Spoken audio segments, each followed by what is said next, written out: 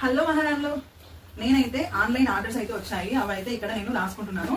అయితే ఇప్పుడే మా వాళ్ళు ఒక వీడియో చూపించారనమాట. ఆ వీడియో నేను ఇక్కడ ప్లే చేస్తాను. ఒకసారి వీడియో అయితే చూడండి. చూసారా? ఇప్పుడు ఇంకో వీడియో చూడండి. ఎందుకు మనకి ఇవన్నీ ఎందుకు అంటున్నాను. అసలు ఏంటి మహారాణులు ఇలా తయారయ్యారు? ఇది ఎలా ఉంది అంటే, వాటర్ ట్యాంక్ ముందు కొట్టుకుంటారు కదా, అసలు నేను చూడలేదు. ఇంతకుముందు మా అమ్మ వాళ్ళు చెప్పేవాళ్ళు అనమాట, నీళ్ళ దగ్గర ఆడోళ్ళు గొడవ పడుతుంటే అనేసి. ఇప్పుడు నీళ్ళ కోసం చూడట్లేదు కానీ చీరల కోసం చూస్తున్నాను. అసలు అమ్మే పద్ధతిలో ఎన్ని ఆఫర్స్ అయినా పెట్టొచ్చు, అది అమ్మే వాళ్ళ చాయిస్. కానీ కొనే పద్ధతి మాత్రం ఇది కాదనమాట. నిజం చెప్తున్నాను, కొంతమందికి 10 మంది ఒక దగ్గర ఉన్నారు అంటే ఆ 10 మందిలోకి వెళ్ళాలంటేనే దడవుతుంది.